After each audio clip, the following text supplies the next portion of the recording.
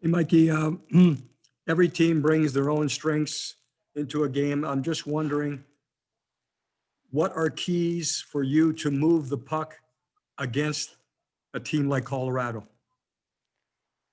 Yeah, I mean, it's no secret that they're a very fast team, especially that top line.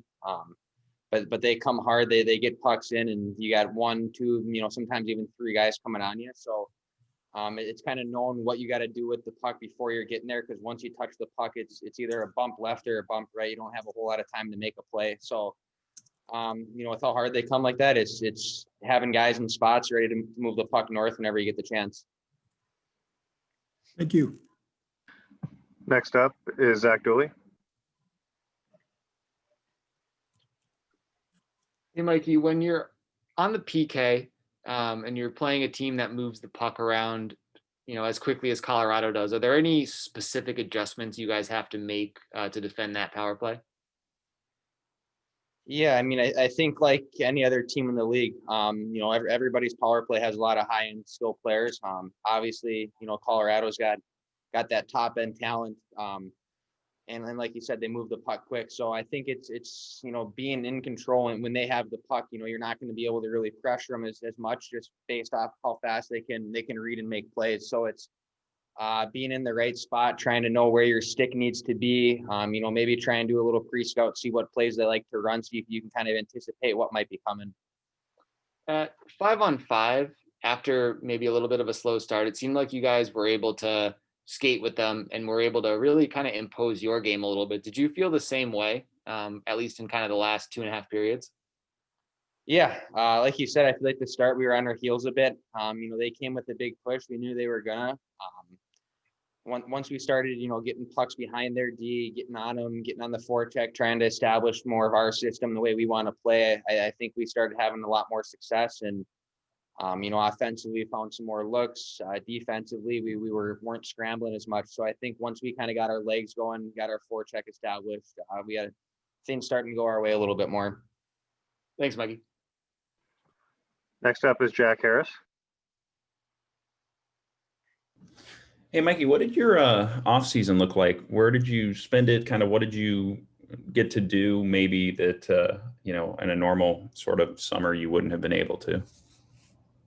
Yeah, so I was back home living with mom, dad, and my brother, but worked out with Jeremy Clark, our development strength coach here with LA. He's got a gym back in Minnesota, so I spent the whole year with him.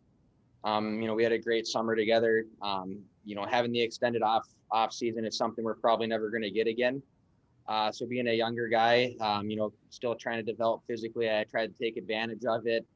Spend a lot of time in the weight room. We talked a lot with Matt Price here, figuring out a right plan, what I should be eating, all that little stuff to try and make the most out of the extended season. And I thought we had a great summer, and put on some weight, put on some muscle, which what I was looking to do.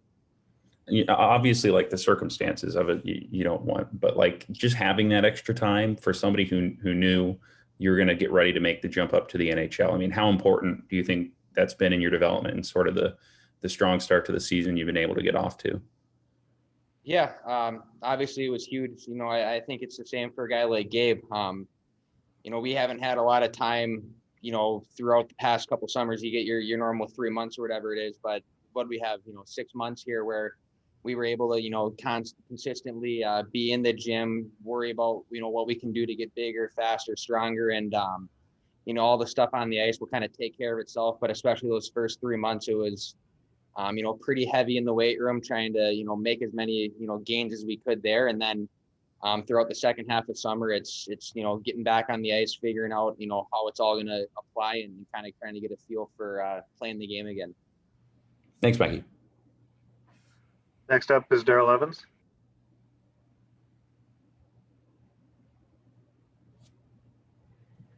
Hi, Mikey. Just a quick question in with regards to the start of games.